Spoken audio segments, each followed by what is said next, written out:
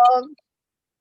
Morning, everybody. I'm sorry, I had some technical difficulties with today, and so everybody, I ask you to behave, be nice. My mother-in-law is watching us also. I'm watching. Yeah. She's So, watching you. so everybody behave. That's Can you okay. please You can tell do me- what you want. Cantor, can you tell me what's going on with Bastian? Everything is fine. Is She she just, okay? yeah, she's totally fine. I spoke with her earlier today. She just have conflict on Tuesday morning, so she's not she can't watch those classes at this time, but she's watching the videos later on. So Okay. this is another I reason left for her you guys. a message. Another reason I- for you guys to behave, because everything is recorded and it's being Oh, uploaded wow. to the So Okay. the say cloud. hello to Ellen Bastian for me, I will. please. Thank you. I will. Okay. I'm going to. Should we be muted? Yes, yes, please. I don't know how. You need to mute it. On the bottom, you'll see Okay. the little microphone with it. Just Okay. press that. Exactly. So I'm going to share my screen in a second, and we're going to start.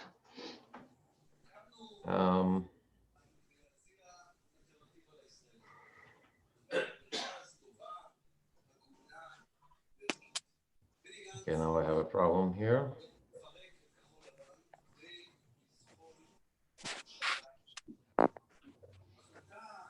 Okay, got it. Okay, I'm going to, I guess I need to mute everybody. I'll try to do it from here.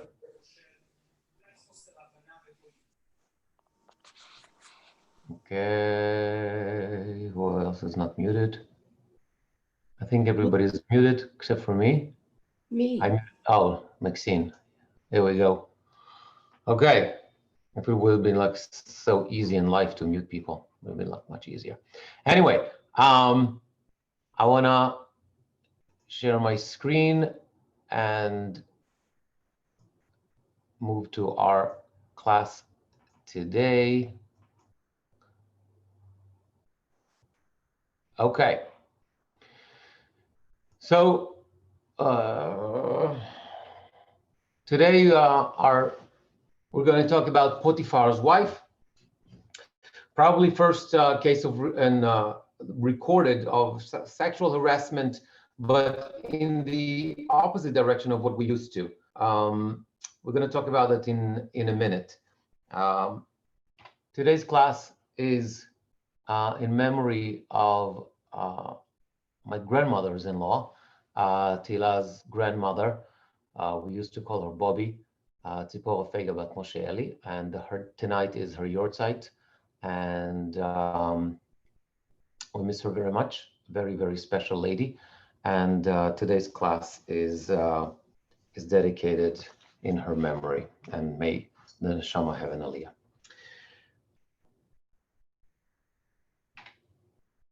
In 2005, I'm sorry, a movie came out. The movie was called Prime, and in that movie, there was a love story between a divorcee, 37-year-old Uma Thurman, and a single guy, 23-year-old Brian Greenberg. And I haven't seen the movie. I saw just like little snaps from that movie, but it becomes complicated when the woman's shrink, who played that role, was Meryl Streep. She was playing that. She turned out to be this single guy, his mother, and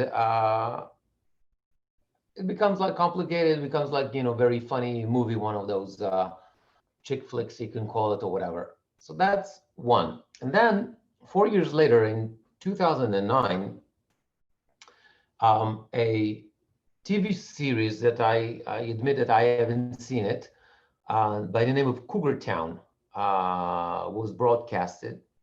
And in the center here, there's like a woman that is, relatively speaking, I guess not like a 20-year-old, but like somebody is like, 40 or something, whatever, and have this appetite to be with younger men. And and was very popular. Millions of people watched that. And apparently this phenomena of the cougar, that like lady that is, a little bit more mature, maybe like in her 40s, 50s, 60s, who knows, interested in being with younger men. This phenomena, so to say, came out of the closet, and it became part of the new feminism. But of course, as we know, I don't remember because I was not born yet, but as we know, the first movie that really, the iconic movie that brought this phenomena into our mind is this one, The Graduate. 1967, romantic comedy drama film based on a 1963 novel by the same name, The Graduate, by Charles Webb.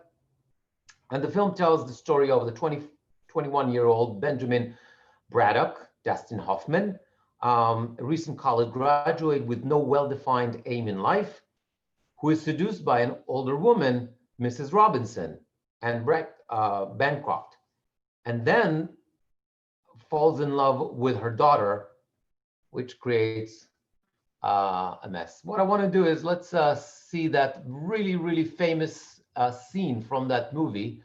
That is going to be a very good prelude to our shir today.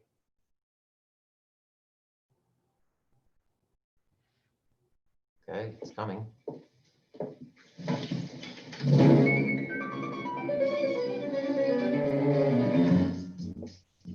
May I ask you a question? What do you think of me? What do you mean? You've known me nearly all your life. You must have formed some opinion of me. Well, I always thought that you were a very nice person. Did you know I was an alcoholic? What? Did you know that? Look, I think I should be going. Sit down, Benjamin. Mrs. Robinson, if you don't mind my saying so, this conversation is getting a little strange.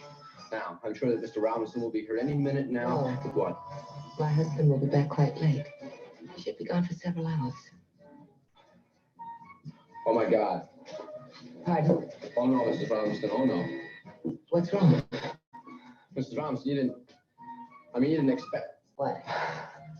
you didn't really think I'd do something like that. Like what? What do you think? Well, I don't know. For God's sake, Mrs. Robinson. Here we are. You got me into your house. You give me a drink. You put on music. Now you start opening up your personal life to me and tell me your husband won't be home for hours. So? Mrs. Robinson, you're trying to seduce me. Aren't you? So this is believe it or not, that's what we're dealing with today. Okay, let me try to stop that, and I'll have to redo that, I guess. But as we know, there's nothing new. And the Torah already dealt even with something like that. And this motif of sexual harassment appears in the Torah. Usually when we talk about sexual harassment, we talk about when the man is harassing the woman, and this, and also, unfortunately, many times it's also leads into an assault. In that case, we actually see in, not this coming week's Parsha, but the week after, as in Vayishlach, we see the rape of Dinah. We spoke about that in the past, right? That's a classic case of sexual harassment leading to an assault. This is the reverse, and appears, of course, in Parashat Vayeshev.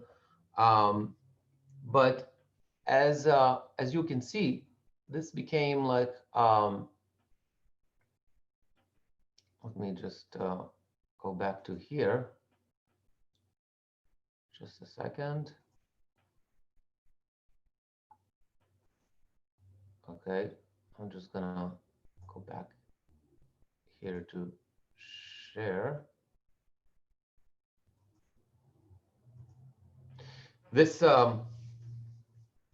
became this idea of a woman sexually harassing a man became a phenomena that became an official motif in liturgy in the name of Potiphar's wife. And you can see this is the definition. Motif from the motif index of folk literature was published in 1932, the Potiphar's wife motif. And that's the name. You can Google it. And of course, we're going to discuss Potiphar's wife today. But not only that, this was Shalom Goldman actually developed that into a whole book. And this is kind of a little bit about that book if you're super interested. Focusing on gender issues, this book compares and contrasts the treatment of the Potiphar's wife motif, in which a woman makes vain overtures to man and then accuses him of attempting to force himself upon her in ancient Near Eastern, Jewish, and Islamic folklore. In the West, we know this tale classified in folklore. Somebody is not muted. In the West, we know of this tale classified in folklore as the Potiphar's wife motif from its vivid narration to the Hebrew Bible. But as Shalom Goldman demonstrates in this book, the Bible is only one telling of a story that appears in the scriptures and folklore of many peoples and cultures in many different areas, including ancient Egypt, classical Greece, and ancient Mesopotamia, as well as post-biblical Jewish literature and Quran and in a culture. So when we, before, let me see who's, I'm gonna try to see if we can mute.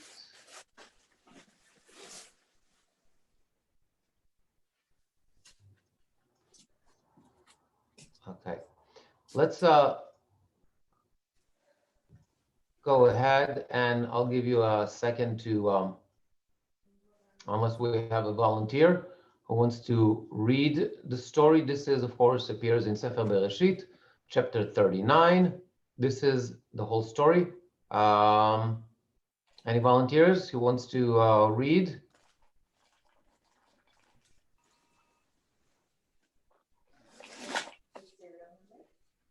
Yeah? Somebody? No, I guess I'll have to do it. Okay. So everybody remember what happened with Joseph. Joseph was sold to slavery in Egypt. When Joseph was taken down to Egypt, a certain Egyptian Potiphar, a courtier of Pharaoh, and his chief steward bought him from the Ishmaelites who had brought him there. The Lord was with Joseph, and he was a successful man, and he stayed in the house of his Egyptian master. And when his master saw that the Lord was with him, and the Lord lent success to everything he undertook, he took a liking to Joseph. He made him his personal attendant and put him in charge of his household, placing in his hands all that he owned.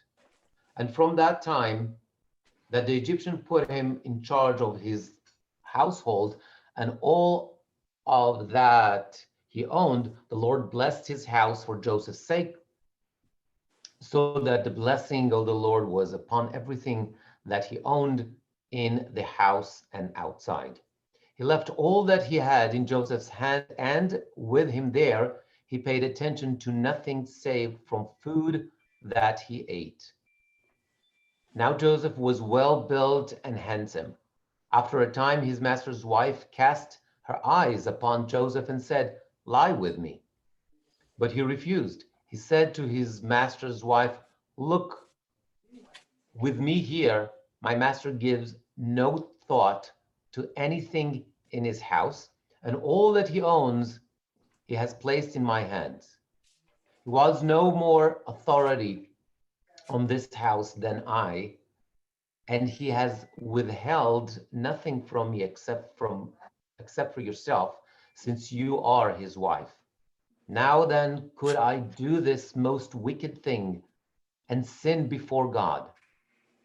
And much as she coaxed Joseph day after day, he did not yield to her request to lie beside her, to be with her. One such day, he came into the house to do his work. None of the households being there inside, she caught hold of him by his garment and said, "Lie with me." But he left his garment in her hand and got away and fled outside. When she saw that he had left it in her hand, and I'm losing my place here, and he had fled outside, she called out to her servants and said to them, "Look, he had to bring us a Hebrew to dally with us. This one come to lie with me." But I screamed loud, and when he heard me screaming at the top of my voice, he left his garment with me and got away and fled outside. She kept his garment beside her until his master came home. Then she told him the same story, saying, "The Hebrew slave whom you brought into our house came to me to dally with me. But when I screamed at top of my voice, he left his garment with me and fled outside." When his master heard the story that his wife told him, namely, "Thus and so your slave did to me," he was furious. So Joseph's master had him put in prison where the king's prisoners were confined. But even while he was there in prison, the Lord was with Joseph. He extended kindness to him and disposed to the chief jailer favorably toward him. The chief jailer put in Joseph's charge all the prisoners who were in that prison, and he was the one to carry out everything that was done there. The chief jailer did not supervise anything that was in Joseph's charge because the Lord was with him, and whatever he did, the Lord made successful. Okay. So everybody's familiar with that story. And what is interesting to note, as we mentioned, that this story appears not only in the Bible and Jewish sources, but also we find it in the Quran, we find it in other cultures. Hence, it became so popular as a motif in liturgy. Now, the Bible doesn't tell us what was the name of Potiphar's wife. She remains nameless at this point. However, as this appears in the Muslim tradition, and also in one of our sources, Sefer HaYashar in Parashat Vayeshev, we find that her name is Zalicha, or in the Muslim tradition, it appears as Zalicha, Zolecha, Zolaicha, Solika, all sorts of variations on that theme, on that name. Now, if we already talking about early ancient Egyptian sources,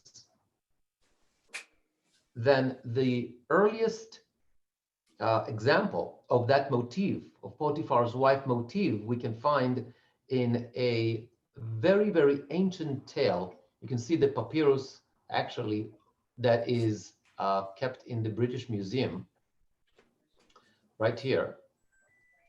It's called The Tale of Two Brothers. I'm just gonna try to see who is not muted, so I'm gonna try to take care of that from here.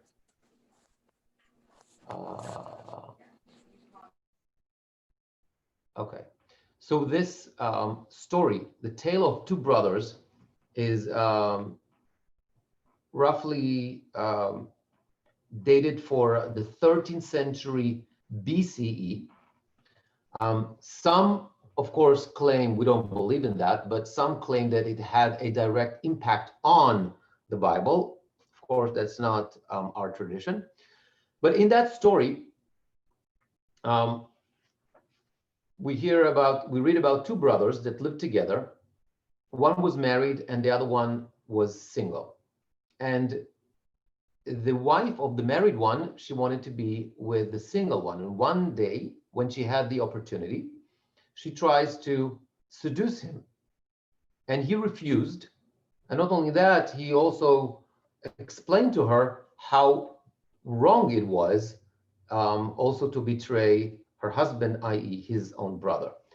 And she was afraid that he's going to go ahead and tell his brother. And therefore, she ran away and she tells her husband, just like Potiphar's wife, that his brother tried to seduce her. And when she refused to sleep with him, he hit her. And of course, the furious brother, the married one, running after his brother, and they run, and there's a river between them and whatever, and the river had alligators in it, so he couldn't cross the river and fight with his brother. So the single brother takes advantage of that situation and actually explain to the older married brother what exactly happened, and he's able to convince him, and things were sorted out. Okay, so this is the Muslim tradition. But let's see, and I decided to do it in different form today, instead of like putting all the different midrashim and read them all. What I decided is kind of summarizing into one word and see what is the overall, what Chazal through the midrashim tell us about Potiphar's wife. So one midrash, she is depicted as the Egyptian representative. She was kind of an ambassador or something like that, and that goes along with other sources that tell us that she actually came from Africa, that she was actually Africans, and which makes sense because Egypt is connected to Africa, and probably according to those sources, she came from the area of Sudan, which is not that far. Okay, so this is Egyptian representative, so maybe she was the ambassador or something like that in one of those countries as well. African, as I mentioned, according to many of the midrashim, she was a wicked person. Of course, we understand why, because she tried to seduce the righteous Joseph. She is described as evil, of course, for the same reasons. Abusive. This isn't a description, you have to understand, we spoke about it many times when Chazal are trying to paint a character, and especially when the Bible doesn't tell us much about that, they try to always exaggerate and makes it very, very clear what should be our impression of that person. So according to those midrashim, she was abusive, and the examples given there are her servants and the people who were working for her. So that means it's an overall flawed characteristic, and it was not something that it was specifically and only towards Joseph. And of course, disrespectful, we understand. This is how Potiphar's wife is depicted in vast majority of our sources. When it comes to her relationship with Joseph, so we see here actually two approaches.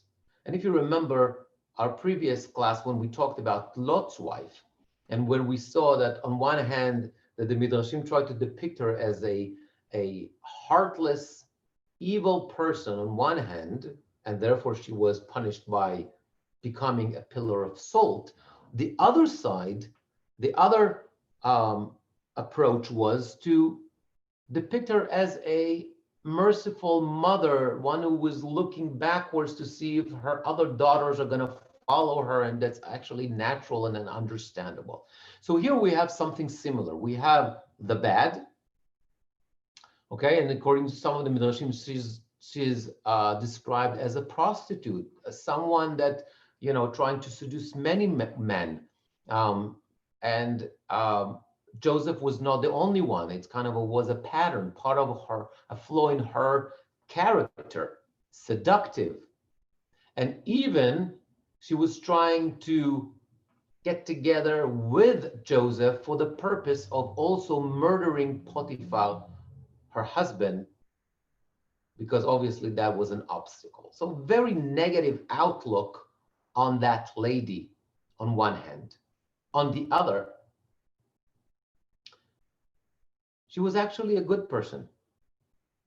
If you remember when we discussed Osnat, that was one of our first classes. Miri is probably going to say yes, because I know that's your favorite class. But believe it or not, like about 5 years ago, or something like close to 5 years ago, when we discussed Osnat.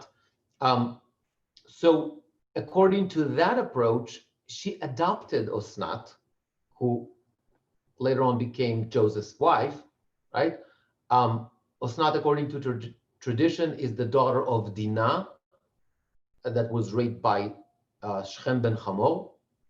And for various reasons, she had to go to Egypt. Make a long story short, she ended up in Egypt, and she was adopted by Potiphar and his wife. According to that understanding, to that tradition, she was a good-hearted woman who adopted an orphan because she herself could not have children. She was barren, and according to a very famous midrash, also, the only reason why she wanted to be with Joseph is because she realized he is a holy person and she wanted to be close to the holiness. And she also realized, or she saw into the future, realizing or knowing or realizing that he's going to have, he's going to build, or at least going to be partner of building the Jewish nation, part of the 12 tribes, and therefore she wanted to be the mother of those tribes. Okay, so there you have it, two different opinions or two different approaches in the liturgy of Chazal, how to show Potiphar's wife. In a similar way, when we talk about Potiphar himself. So who are you, Potiphar? According to some of the Midrashim, he was an important minister to Pharaoh. According to actually a contradicting Midrash, he was his slave himself that later on was able to climb up the social ladder and achieve his position. According to some of the Midrashim, he was a sinner and a wicked person. And of course, we understand why the Midrashim are trying to depict him this way, because after all, from the pshat, from the simple reading of the text, he seems like not a nice person. First of all, he's married to this machshefa, right? He's married to this wicked lady. So he's got to be bad also, right? Remember that that thing I told you? There's a saying in Yiddish that if you sleep on the same pillow, you catch it, whatever it is, meaning you become very similar to your spouse. So if she is wicked, he's got to be wicked as well. But there's got to be more than that. He is the guy that unfairly threw Joseph into jail. He's got to be a bad guy. Okay, so this is why we see that approach in Chazal. Now, what do we know about him from the text? The text is actually described as Sris Paro. We're going to talk about that in a second. So he was a Saris. And we know also his name, Potiphar. And the commentaries actually pick on those two words, trying to draw more information about him. So Potiphar, what it comes from? Mefatem agalim le'avodah zarah. As we mentioned many times before, the Egyptian god was the cow, or that family altogether. And therefore, his job was, he used to grow bulls for the purpose of avodah zarah, of worshiping. Okay, Potiphar, Mefatem, according to that approach, it kind of comes from the same root. A different approach was Porei atzmo la'avodah zarah, It means that it has to do something with a physical behavior that had to do with the Avodah Zarah as well. Saris, what does it mean? A couple of midrashim here, and one claimed that nistares me'elav. Okay, Saris, as we know, for example, from other sources, was a person, servant, or had a different, any type of position in the court of the king. And in order to make sure that none of those men are going to impregnate the queen or the princesses, etc., then they were taken care of, making sure that they won't be able to impregnate the royalty, the women in the palace. So this is Saris. Saris is somebody who's mutilated, somebody who is, how do you call it in English? Somebody help me. You need to unmute yourself. Emasculated. Yeah, but no, I'm saying like physically, like in the medical term. Ugh. Okay, it'll come to me. So two different approaches here in the Midrashim. One is that somehow it happened some miraculous way that the angel did that to him. Why? Because he was actually interested himself to have Joseph for himself.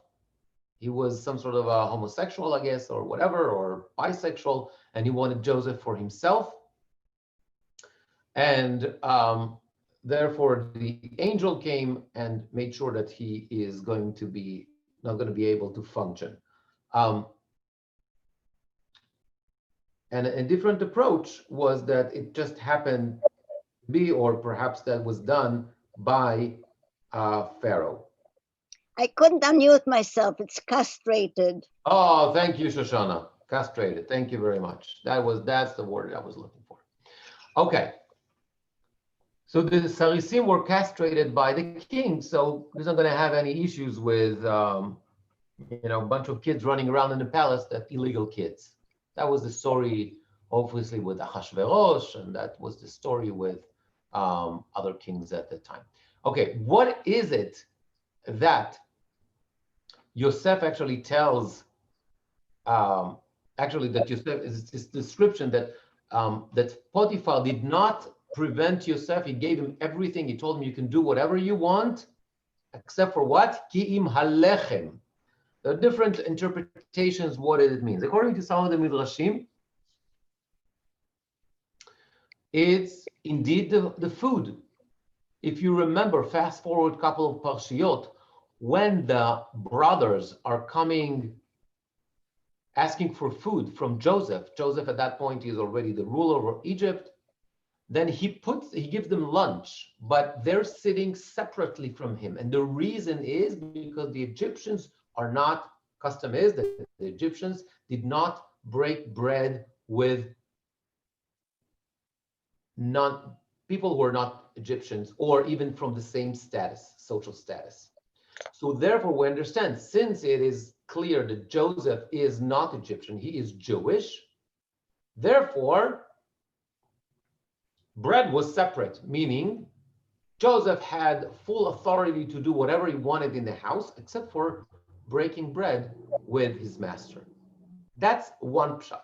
However, the Midrash goes into a different interpretation and says the following. Rashi quotes that Midrash and says the following. Kim halechem, save the bread.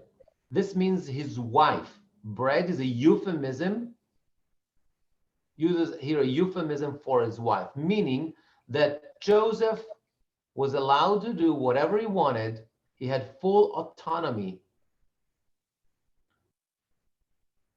except the wife. Potiphar's wife was off limits. And then the pasuk continues. Yosef told, and Joseph was of beautiful form. As soon as he saw that he was ruler in his house, meaning Joseph had a lot of power, he began to eat and drink and curl his hair. The Holy One, blessed be he, said to him, your father is mourning, and you curl your hair? I will let a bear loose against you. That's the Midrash Tanchuma quoted by Rashi. What does it mean? As always, when it comes to a Midrash, we have to ask ourselves, what exactly Chachamim are trying to teach us? Obviously, there's no bear. It's a lady, maybe even a desperate lady. It's not a bear. And of course, we understand that Jacob is mourning because Jacob is mourning the loss of Joseph. He thinks that Joseph was eaten by a beast. What is it that they're trying to teach us? They're trying to teach you something very, very profound. You're gonna, Joseph was a slave. He was in a bad place. Things were not going the right way, right? He was in jail. It was sold. Then slowly starts to get better to the position where he had a pretty good life in the house of Potiphar. And instead of actually focusing on the important things, what's the important things? I don't know, maybe try to contact your father. Pick up the phone and tell him, hey, Dad, by the way, I'm alive. Right? There's, by the way, a beautiful essay written by Rabbi Golden, used to be the rabbi in Englewood, New Jersey. You can Google it, find it. Why didn't Joseph call home? Okay, so Joseph is there for years in Egypt, and he knows that his father is probably mourning for him. He doesn't do anything about that.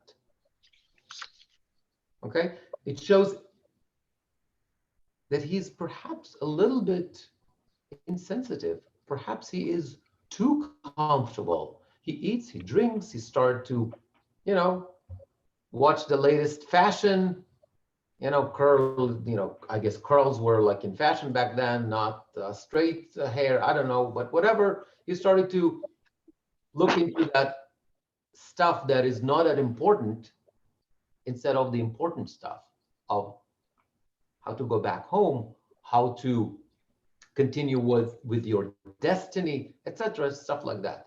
That's the criticism, perhaps, of Chazal. And therefore they say, you know what? You in that place that you're complacent, that you're too comfortable, I'm going to challenge you. I'm going to challenge you. And perhaps what Chazal are trying to teach us as well, don't ever be too comfortable. Because once you're too comfortable and you're not, you a little bit out of focus of what's important, what's really important, then you might be challenged. You might be challenged. Okay. Going back to our here.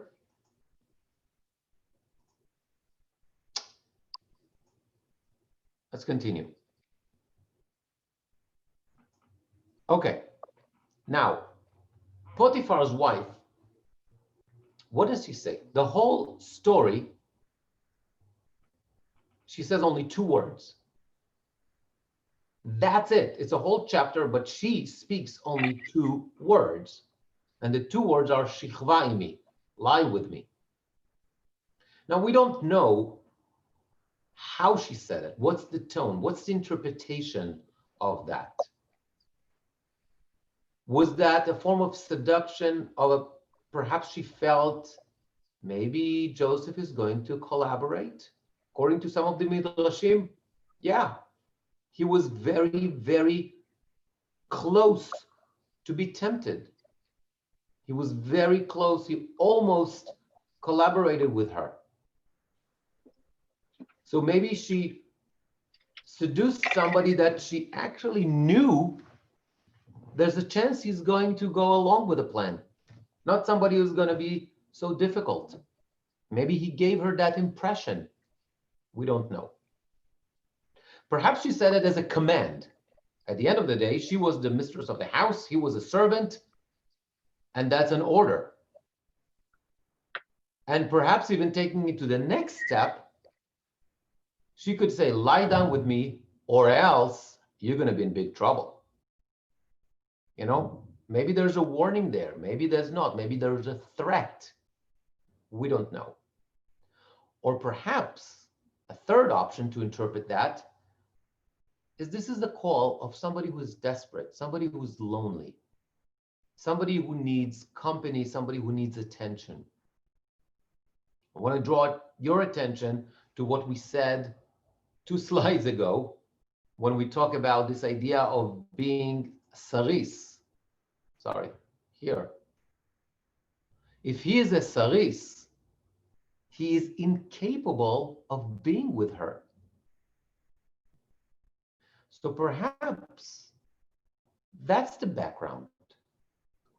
She's married, she's trapped in this very sad marriage. She's stuck there. There's this guy, young guy, good-looking guy, and she's desperate, and she's lonely, and she's in pain. So we don't know exactly what was the intonation of those 2 words. Was it a seduction? Because she thought, hoping somebody is going to, because Joseph is going to collaborate. Was that a command? And if so, was there a threat there, a warning? Or perhaps she was desperate. What was the answer of Joseph? What did he say? He said no. And he said 2 reasons. One, he said that's unfair towards Potiphar. Potiphar has given me so much authority. He gives me such a good life and everything. I can't betray him. Right? That's number 1. And number 2, he said not about Potiphar. That's also, it's going to be a sin towards God. I can't do that.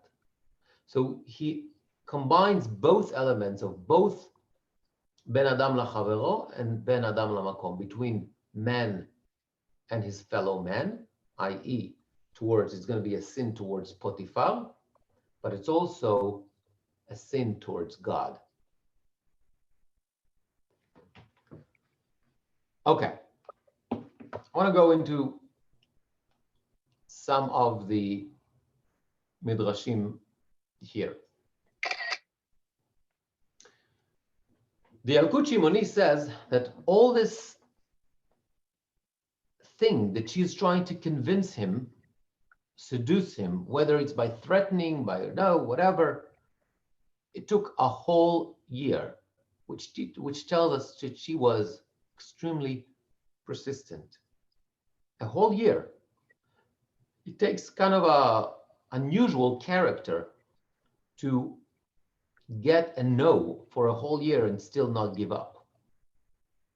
And she's persistent. Next, the Gemara in Yoma says the following. I'm in the second line. Amru alav Yosef HaTzadik. It is told about Joseph. Bechol yom bayom hayta eshet Potifar meshadalto bidvarim. Every day she would talk to him, trying to convince him. בגדים שלבשה לו שחרית לא לבשה לו ערבית. בגדים שלבשה לו ערבית לא לבשה לו שחרית. She used to do a fashion show for him. She used to change clothes 2-3 times a day just to get him more interested, and perhaps she will be able to convince him. She'll be able to get his interest and to make him, lie with her.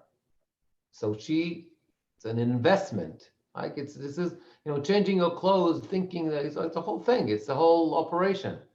It's not, okay, I'm home, I'm gonna wear my sweatpants and whatever.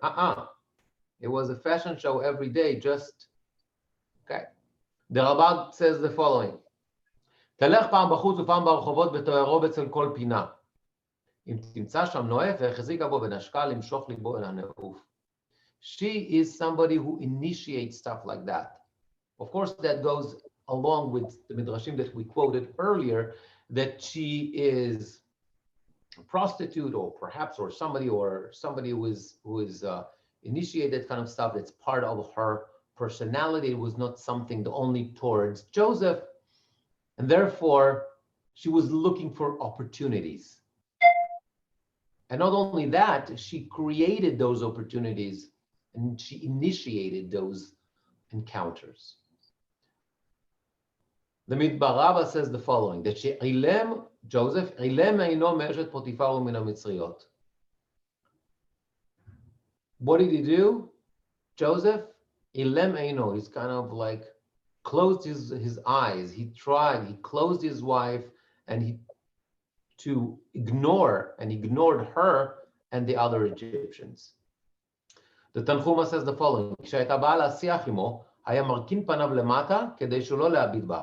Whenever she came to speak with him, he used to look down, like tilt his head down and look at the ground. So he's not going to have to look at her, which kind of we understand because it was difficult for him. מה עשתה? What did she do? עשתה לו שרטוע של ברזל מתחת לזקנו, שאם ירכין פניו יהיה השרטוע מכהו. So what did she do? She put sort of a metal sling or something like at his throat, at his neck, preventing him from tilting his head down, which created difficulty and inconvenience and frustration. And finally, in Masechet Yoma, we find the following. Amra lo, she said to him, Hishama li, listen to me, meaning it's not only Hishama, like, listen to me, but also it's obey. Amar la, lav. He said to her, no. Amro lo, hareini chobeshtcha bebeit ha'asurim, I'm going to throw you in jail, she told him. Then he replied, Hashem matir asurim. God is the one who is able to free those who are in captivity. Hareini kofefet komatcha, I'm going to get you to kind of bound down. I'm going to break you in our terminology. He says, Hashem zokef kefufim. Hareini mesama einecha, I'm going to blind you. I'm going to take out your eyes. I'm going to take your eyes out. He says, Hashem pokeach ivrim. God is the one who gives the ability to see.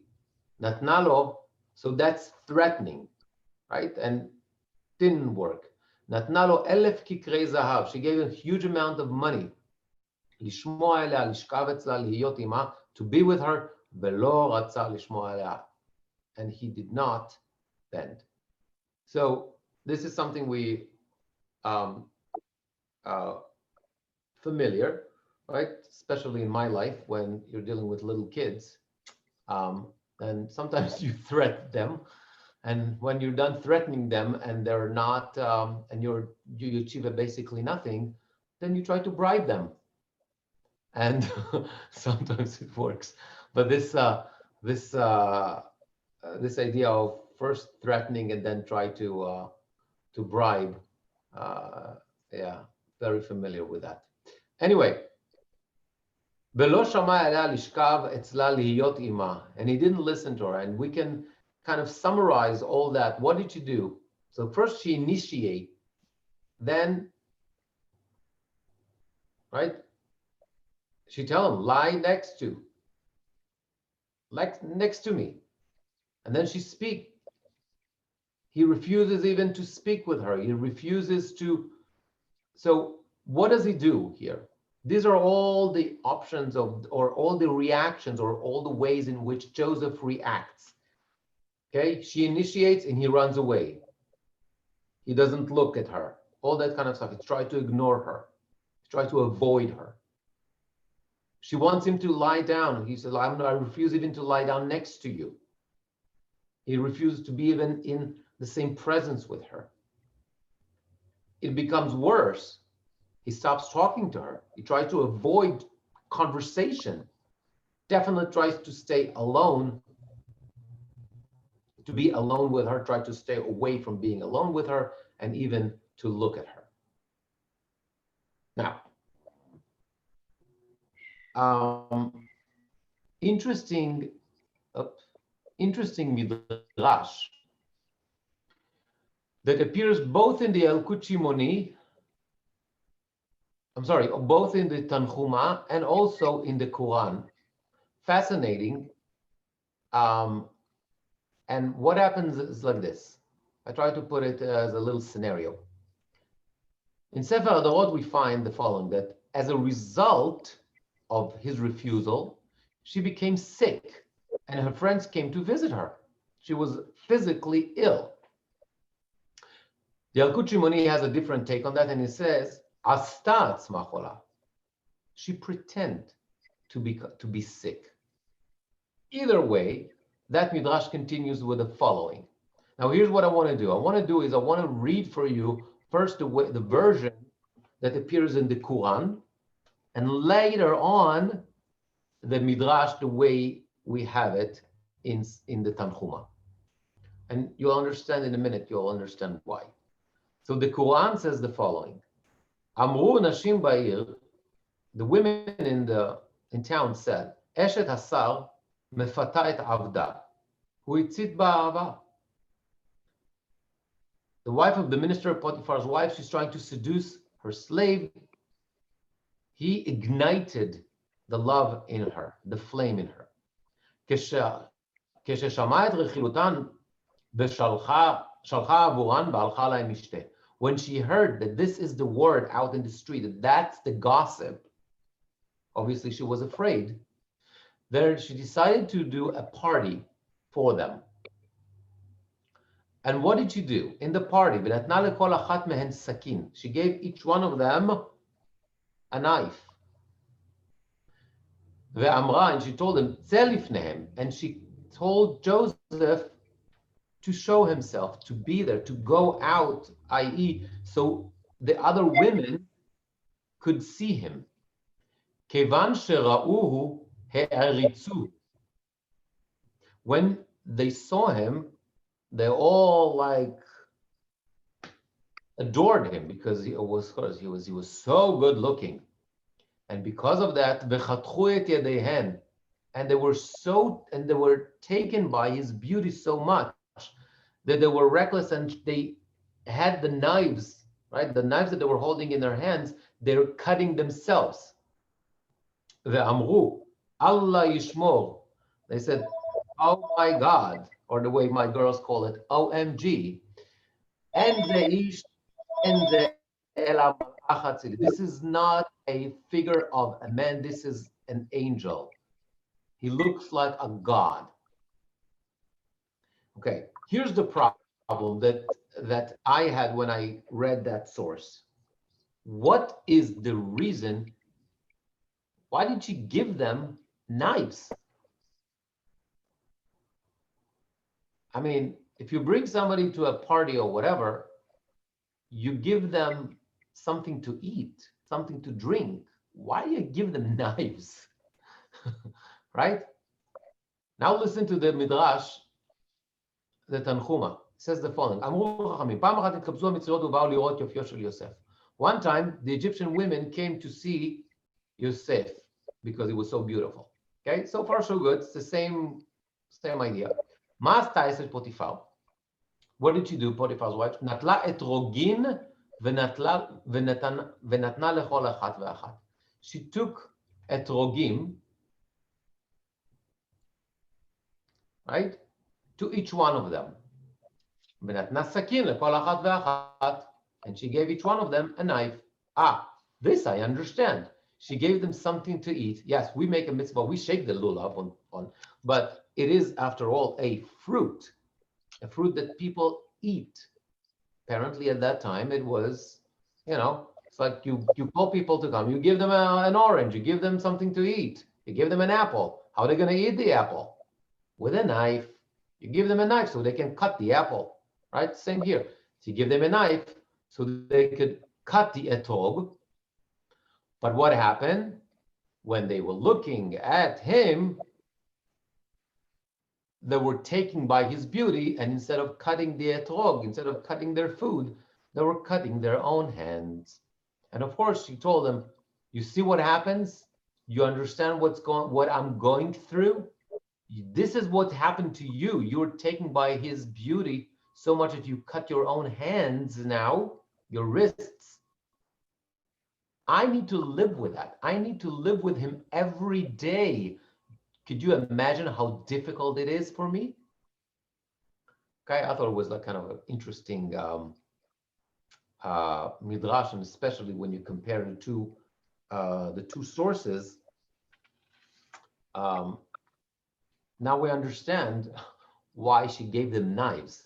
She didn't give them knives so they can cut themselves. She gave them knives because they were supposed to cut the etrogim and eat them. But of course, that didn't happen. Okay, moving on.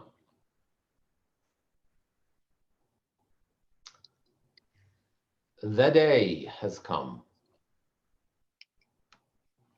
In the Midrashim, so if you see here, Rabbi Yehuda Omer, Yom Navul Shel Nilus Haya. What is it?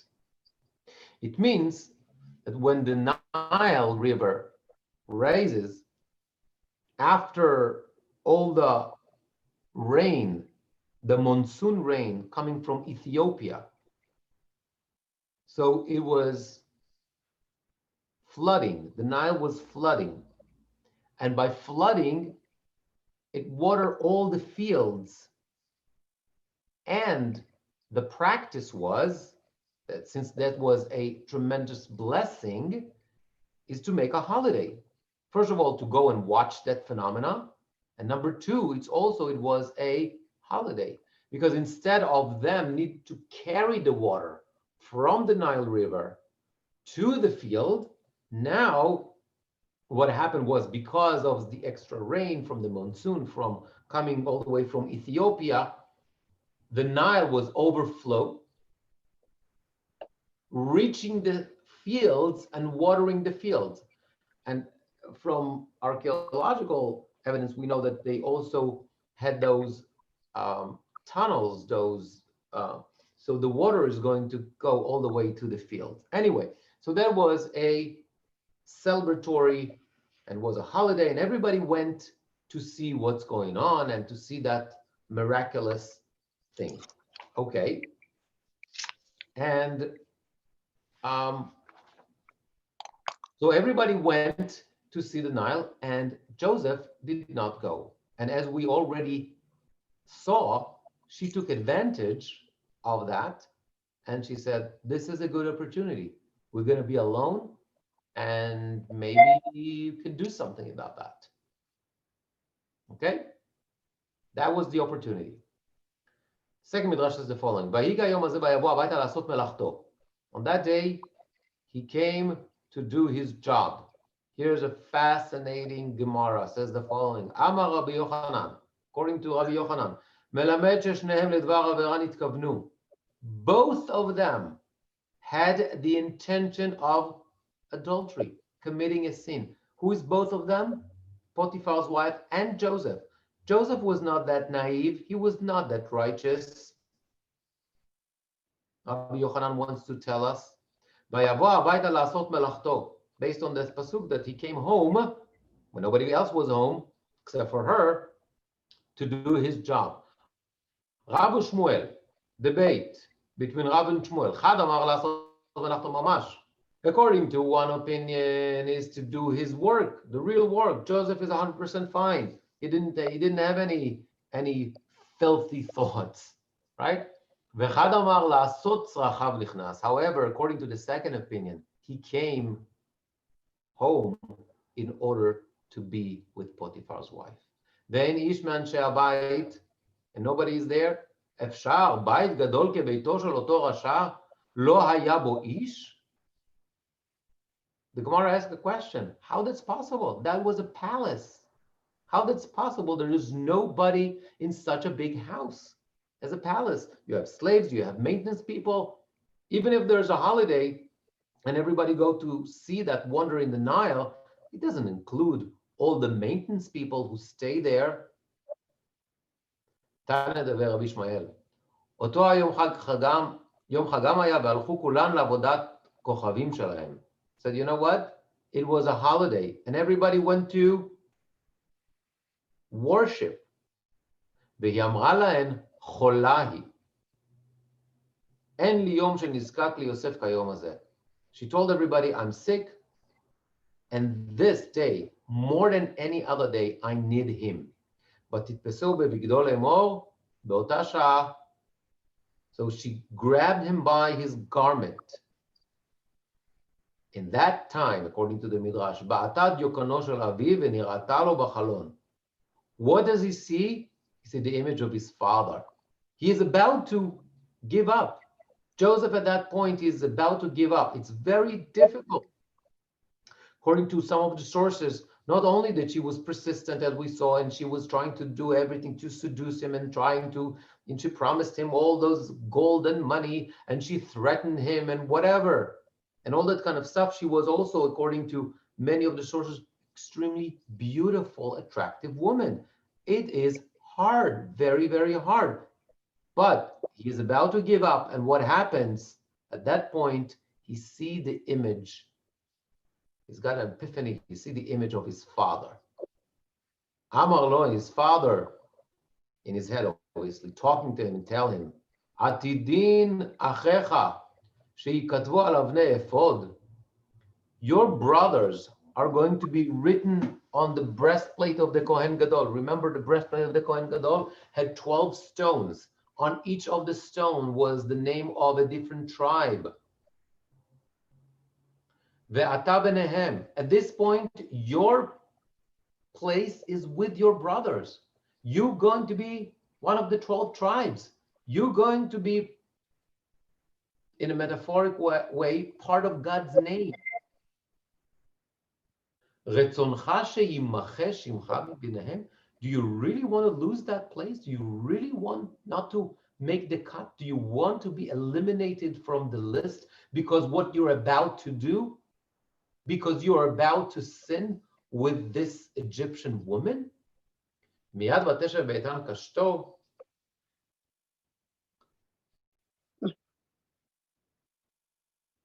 Basically, he retracted, he got himself together, and he was able to resist this temptation. The Tzitz Eliezer, okay, fast forward from the Gemara, obviously, to the 20th century. The Tzitz Eliezer, Rav Waldenberg, one of the most important poskim of the 20th century, lived in Yerushalayim. He writes at some point, "Detame raba al oto tzadik, ech nichnas biychud im isha b'sha'a she'en anshe habayit sham." He said, I don't understand.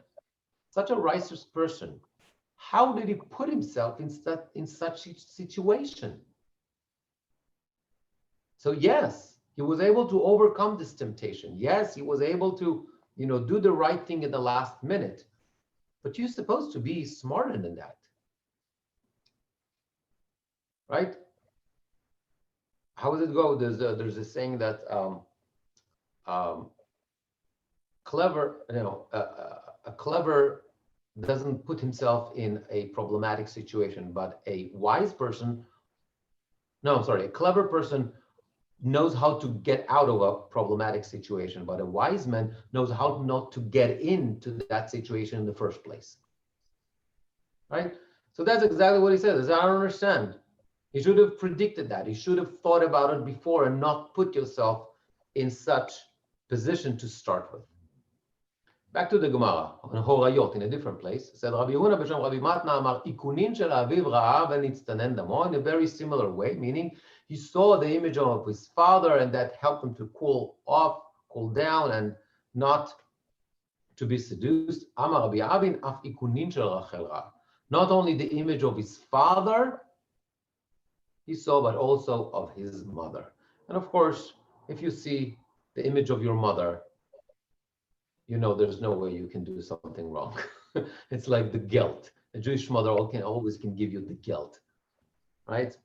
Father is a father, but then if you see mother, it's like, forget it. Okay, the Ramban says, "Me'en la'asot kirtzona, af al pi shehi gvirto eshet adonav v'hu yareh mimena."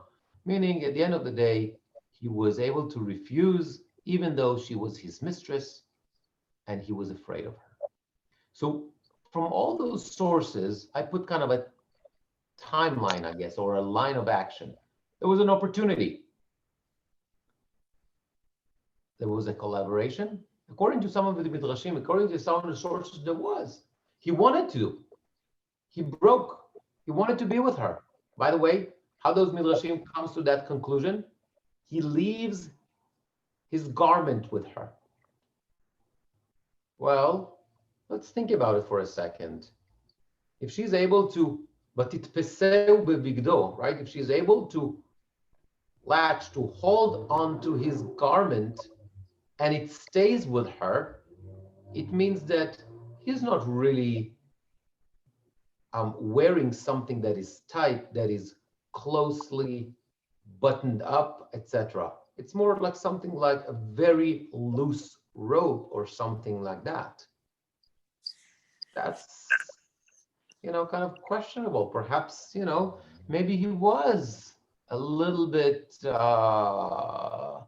not too careful and sending, okay, so that's perhaps there was like at least a thought for collaboration. Okay, then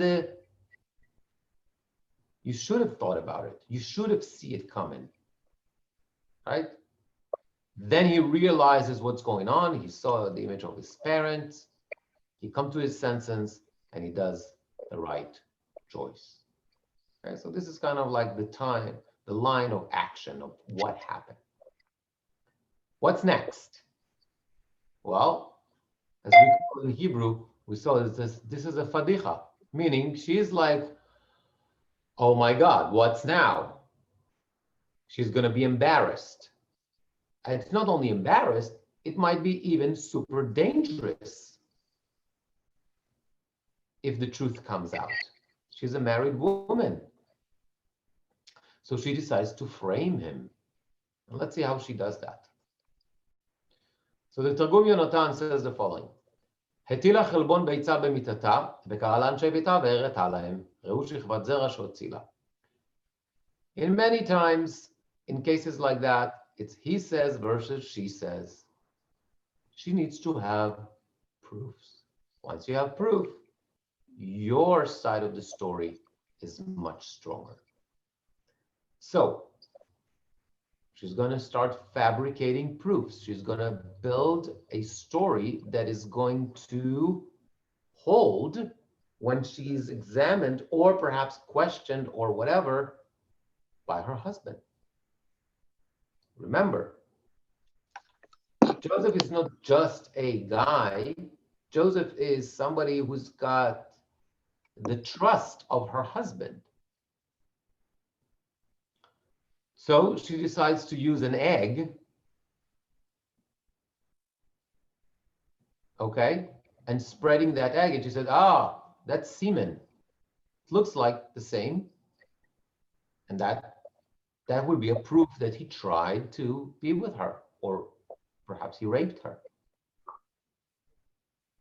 The Malbim adds, now she's going to build an alibi. And she said, she goes to her servants and she threatens them. She threatens all the servants to collaborate with her story. Needs to create credibility. Then Kuchimuni adds, and she says, אמרה להם, בבקשה מכן שתאמרנה כל אחת ואחת תבעליכן, שאף לכן תבע, ועשו כן. This goes back to her friends. What does she do? Immediately, she calls all her friends and she says, listen, I need a favor.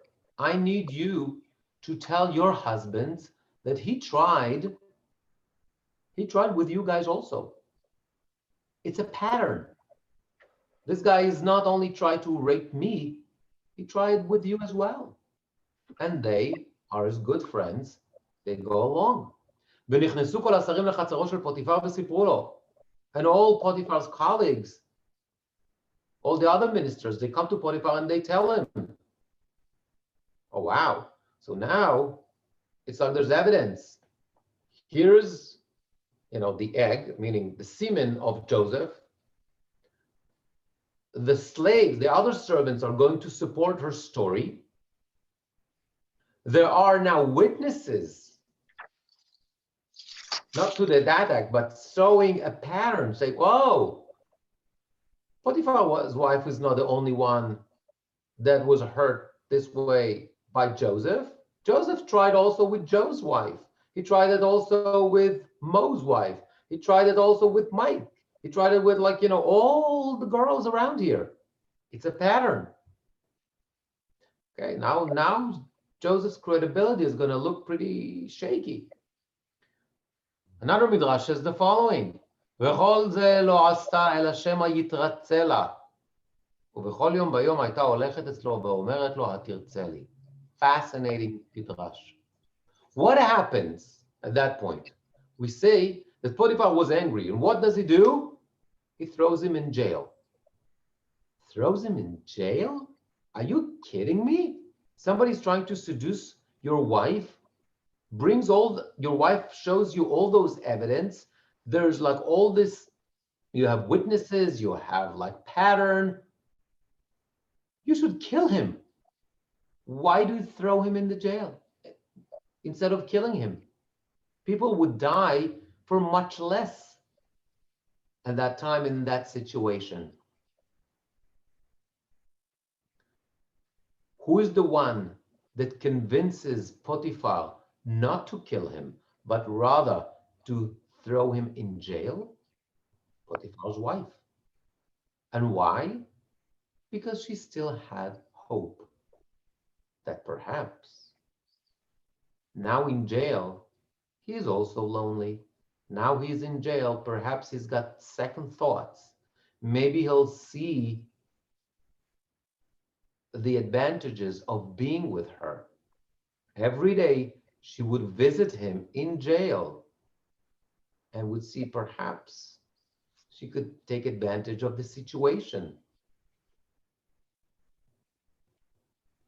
And finally, the timing. When does she tell her husband what happened? Not immediately when he came home. She finds the right timing. בשעת השמישים בעלה אמרה לו, כדברים האלה עשה לי עבדך. She waited until she was intimate with her husband, and only in that time she tells him. When emotions are high, when people are angry, are fast to angry, and she told, by the way, your slave, he was with me, he wanted to do this. What you're doing, what we do now. So if you look at that line of action, first she creates the evidence, then she finds collaboration with the other servants. She finds a motive, right? What's her motive? Maybe he's gonna still, now from that position, when he's in jail, perhaps he's gonna see that it's worthwhile for him to be with me. And she finds the right timing to tell her husband. Very shrewd, very smart lady. I mentioned that, but here's the pasuk itself. ויהי כשמוע אדוניו ודברי אשתו. When Potiphar hears his wife, what she says, אשר דיברה אליו לאמור, כדברים האלה עשה לי עבדך. This is what your servant did to me. Here's the words that the pasuk says. Vayichar apo. He was furious. And the pasuk, the Torah doesn't tell us who was he furious at. Was he furious at his wife? Or was he furious at Joseph? So on one hand, if he's furious at Joseph, that means that he believes his wife. But if he's furious at his wife, it means that he perhaps believed Joseph. And guess what? We're going to find out that there are sources that supports both opinions. So let's take a look at that. Yalkut Shimoni says the following. Ratza leorgo. Potiphar wanted to kill Joseph. Amra le, she told him, Al ta'argenu v'ta'abed ma'otecha ela tachbeshenu. Potiphar wanted to kill Joseph. If he wanted to kill Joseph, what does it mean? It means that he believed her. What did she do? She told him, don't be stupid. He's your property. If you're going to kill him, you're going to lose money. Throw him in the jail. We understand why, because she didn't give a hope of being with him. Yosef ben Matityahu in Kadmoniot HaYehudim, Josephus Flavius says the following. Ve'amra, And she said, "Noach lecha ba'ali shetamut." It's better for you, my dear husband, to be dead. שאם לא תענוש את העבד המנוול שרצה לטמא את משכבך, זמם לחלל את הנישואים שלך, והיה הולך ומתגאה באשתו עוד יותר ומעיד על כשרותה בתום דרכיה. i.e., she said to him, you know, my dear husband, it's better for you to die if you're not going to severely punish this slave. Why? Because this is a sin against you. This is your marriage. This is your honor. He disgraced you. And Potiphar, according to this, thought that his wife is really righteous and said, look at my wife. She's so righteous and she is so strong, and she was even able to resist and to or to run away or whatever, or to push away this slave. So these are two sources supporting that opinion. What about the opposite? Meaning, Vayichar apo, when he was furious, it was not towards Joseph, he was furious at his own wife. Targum Yonatan says the following, Vayikach Adonai Yosef Etzah min hakmarim. He went to the wise people and he asked them, what do you guys think of this, of what my wife told me? First of all, they told him, let's check the evidence. She says it's semen. Let's see. They took it to the lab, I guess, and they realized that this is egg. So that means, according to that, we see that not only that when the proof came that he believed her, but even before that, the fact that he decides to go and ask the ministers or the wise people, whoever they are, it means that he already had a hunch that perhaps his wife is not telling the truth. The Chizkuni says the following,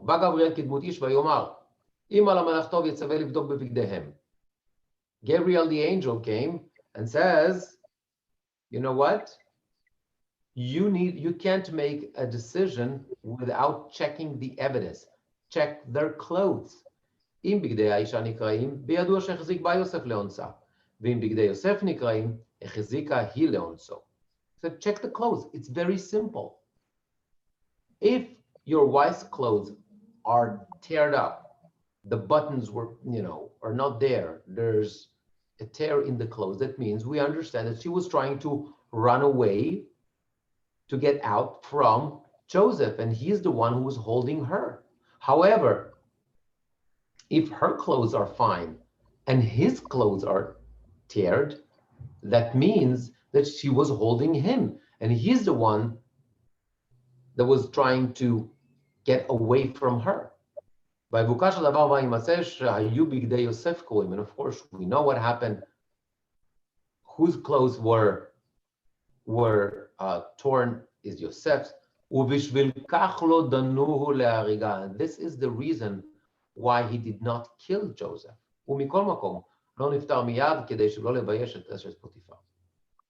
Okay, Bereshit Rabbah, the third source, Amar lo Adonav, Yodea ani she'ein ze mimcha.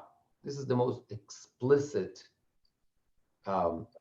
source that Potiphar says to Joseph, I know that you're innocent. I know my wife. I know it's not you. I know you did nothing wrong. However, for political reasons, for whatever reasons, I have to throw you in jail, and this is why I'm not going to kill you, because I know my wife and I know what she's capable of, etc.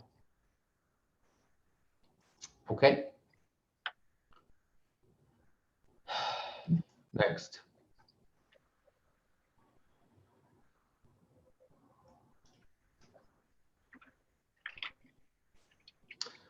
The commentators are asking, why did Joseph had to go through this test? What's the point of it? Or if Joseph had a say about it, he would say, why this is happening to me, right? So why the test? Here are 4 answers. The Midrash says, because that incident is going to create a closeness to Hashem. What is it the Midrash is trying to teach us? The Midrash says what's not going to break you, going to make you stronger. You're going to be a leader. You're going to be an influential person. You're going to be leader of Mitzrayim. You're going to be an instrumental in the redemption of the Jewish people. You need to be stronger. You need to be tougher. This is one of the ways to make you stronger. Not so fun, not so much fun, but it's part of your training. And by doing that, you become closer to Hashem. The Radak says it was necessary. History. Why? Because had she not seduced him or tried to seduce him, he wouldn't be thrown into jail.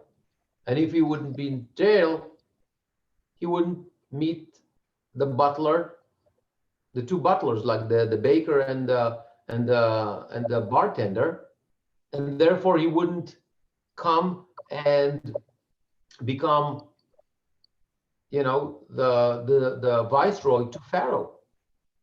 So history has its course, and in order to set that course, in order to put things in the course of history, this had to happen. Rabbeinu Bechaye, he said it's part of the Joseph training. It instills self-confidence. Joseph at that point, he's still, remember what happened? Joseph is being sold to Egypt at the age of 17. He's still a young guy. Maybe he's 19 at that point. Who knows? Something of that age.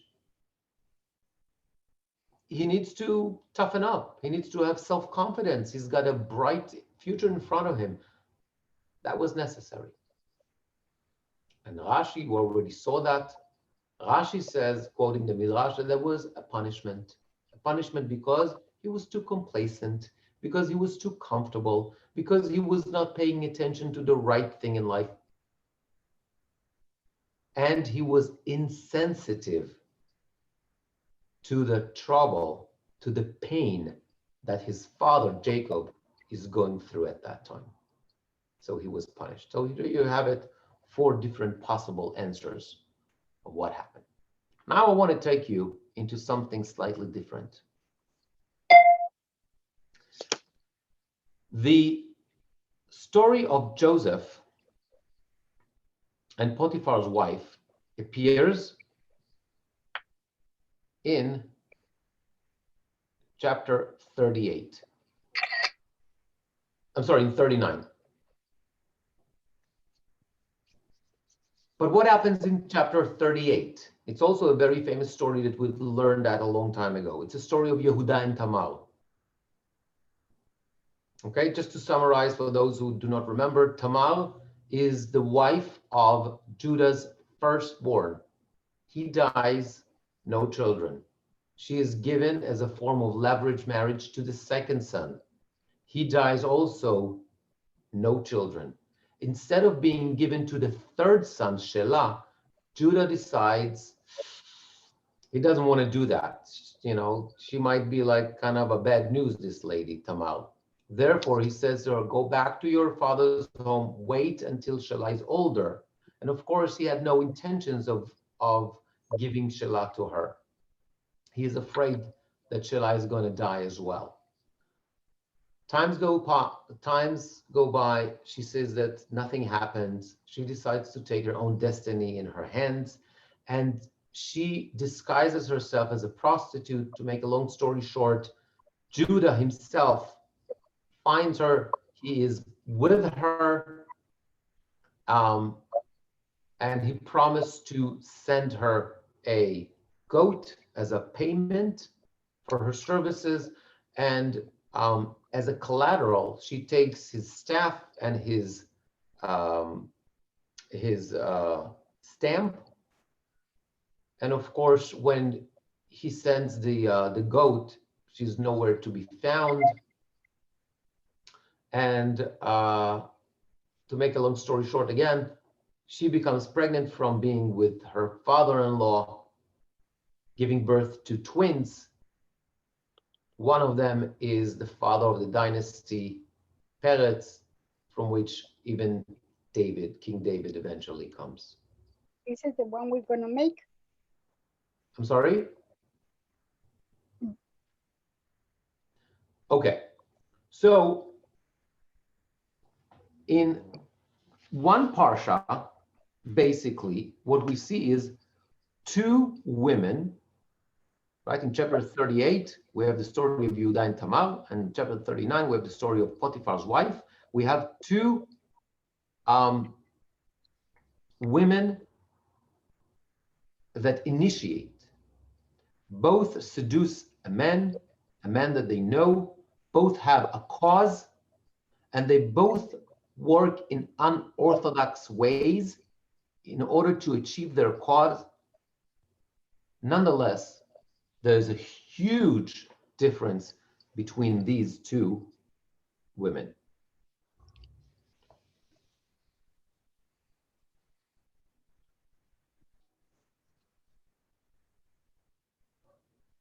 A little comparison between the two.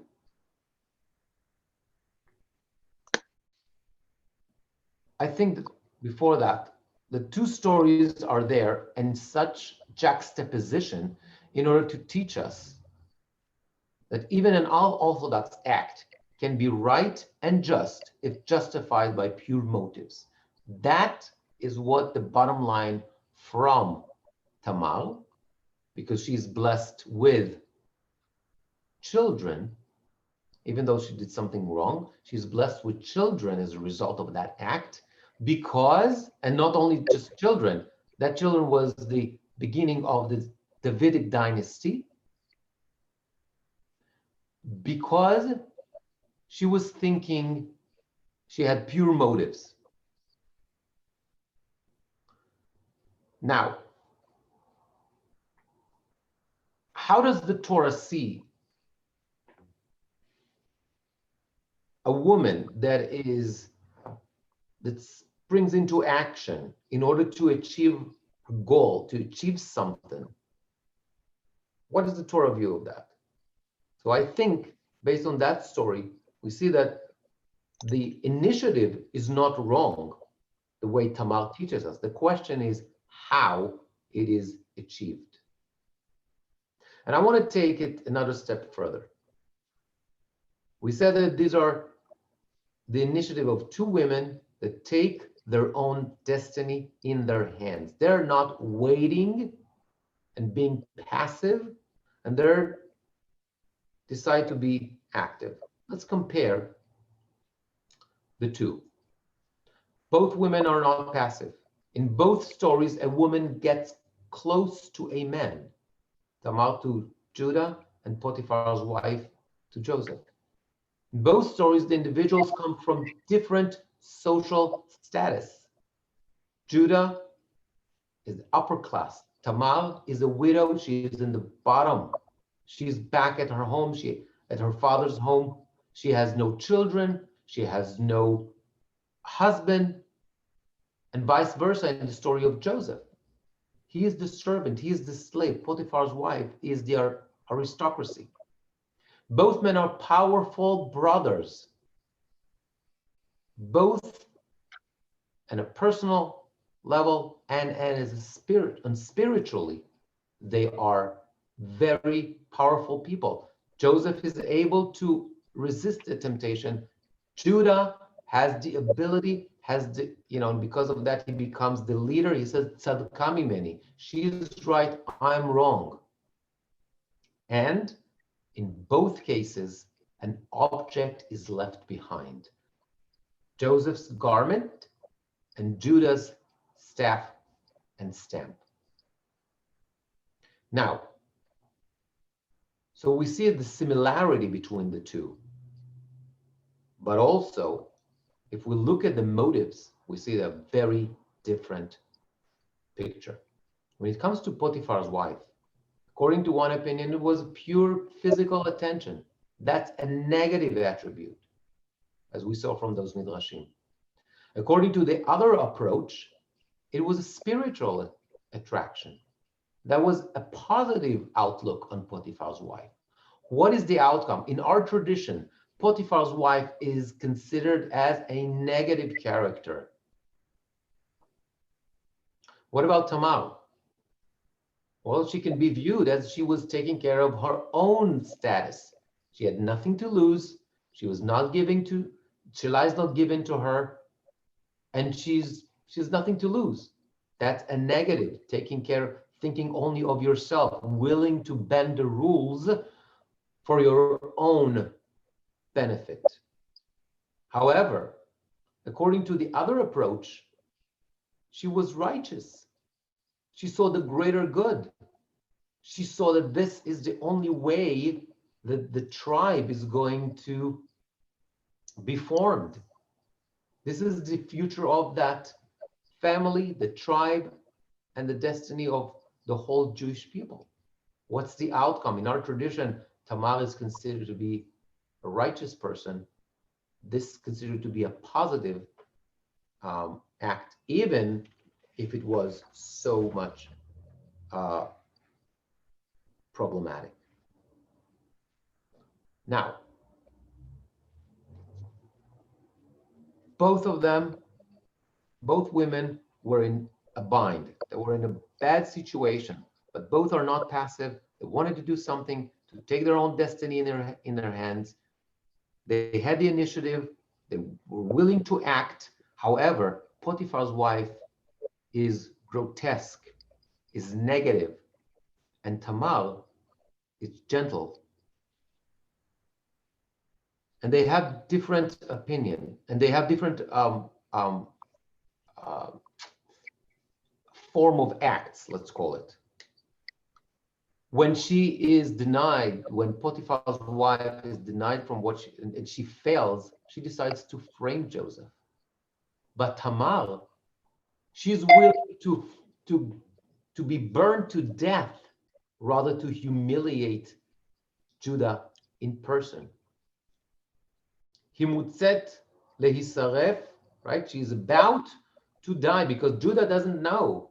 He hears that she's pregnant. He assumes that she was unfaithful, and therefore he commands, she's going to be burned as a sinner. What happens? She could have said, like, you know what? It's from you. She doesn't say that. She doesn't embarrass him. She tells, I'm pregnant from the person who is the owner of those objects. She does not embarrass him in public, and she is discreet. And that's the difference between the two of them. And what I want to do, and by the way, this is why Potiphar's wife failed and Tamar succeeded. And I want to end with a midrash. Fascinating midrash in Bereshit Rabbah. Says the following. Rab Shmuel bar Nachman patach. Rab Shmuel bar Nachman said the following. כי אנוכי ידעתי את המחשבות אשר אנוכי חושב עליכם. לתת לכם אחרית כתקווה. He's trying to interpret a pasuk. The pasuk says, because I've known the thoughts that I, God, think about, to give you acharit v'tikva, to give you hope. This is the prophet prophesies at the time of destruction of the temple. But this midrash is going to take it out of the context of the destruction of the temple. It's going to talk about something else. Fascinating midrash. Says the following. Shvatim hayu asukim b'mchirato shel Yosef. The tribes were busy with the sale of Joseph.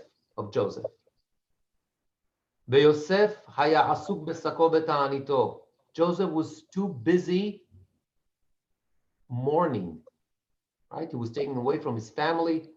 We can imagine the first period he was in Egypt, he was in mourning.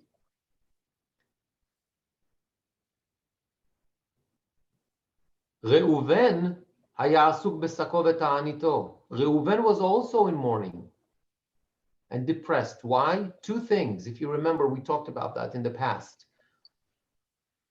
First, he sleeps with his father's wife, with Zilpah, realizing then he did something wrong and he was trying to achieve atonement for that. So he was doing tshuva. And number two, he wanted to save Joseph, right? He wanted to save Joseph, but he couldn't. He didn't know. He was not there when they sold him to Egypt. He convinced them not to kill him, but rather to throw him in the pit. Why? Because he wanted to get him out and save him. So he had a lot to be sorry for. He failed in rescuing Joseph, and he also violated his father's honor. And Jacob himself was busy in mourning, right? He just lost his favorite son, allegedly. But what happened to Judah?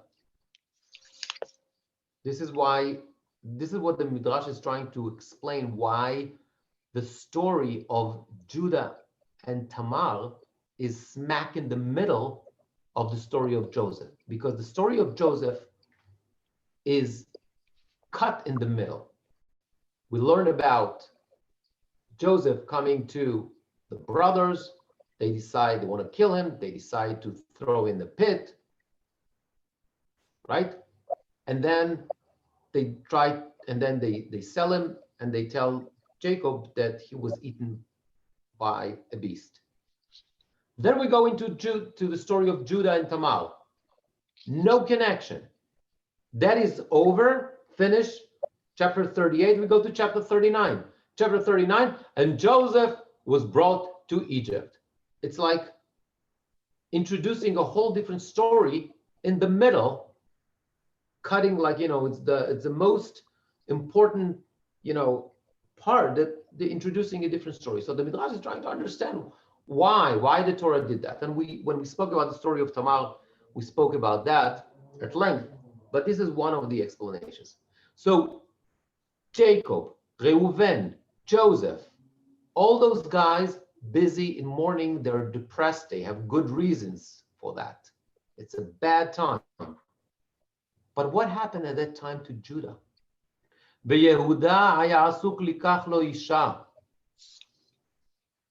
Judah was busy with something else, with starting a family. He got married, and he's starting a family, a positive thing. והקדוש ברוך הוא היה עוסק בורא אורו של משיח.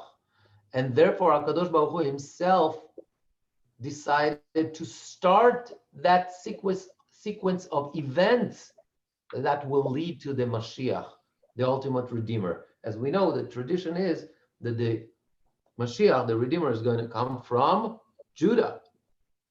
שנאמר, ויהי בעת ההיא. So if we look at all that, we see the three types of actions we have here: negative, passive, and positive. The brothers did something negative. They sold Joseph. Something terrible, something that eventually is going to lead to exile. Joseph, Reuven, and Jacob were busy with mourning, with sadness. It's not negative, but it's not something positive. It's not being active. They're passive. However, Judah and God were busy, so to say, in positive, in building something. God is building the future. He's starting the course of events that's going to get to Mashiach. And Judah is building a family. Why this is connected? Because God works with those who are active, those who are building. We are partners with God in building this world. How do you do that? By having a family, by working, by doing things, by doing tikkun olam, by making this world into a better place. If you're going to be in your own sorrow, there's time for that, yes. But if it's going to take over you and you're going to be in your own sorrow, you're going to think only about yourself in mourning, you're not going to build a future. And not building a future is not what God is doing. So if I'm going to take it another step, Potiphar's wife continues the action of the brothers in selling Joseph, bringing Joseph even lower, to a lower place from the pit. She is a partner of something negative, of doing, of hatred, jealousy, despair. Tamar, on the other hand, she was partnering with Judah and God in creating family, building a future, building Mashiach. And even though it was complicated, it was wrong, it gives hope and it gives a future. And I think this is, at least to me, the difference between these two women. And I think the juxtaposition between those two stories, or the reason why this particular story of Judah and Tamar is smack in the middle of the story of Joseph, it completely interrupts the story of Joseph, is because they're so different. One is negative, and that is exactly what Potiphar's wife represents, and one is positive. And guess what? God is partnering with those who are active in building and in positive future. Thank you. That's it for today. I'm going to ask you guys, if you want, you can unmute yourself.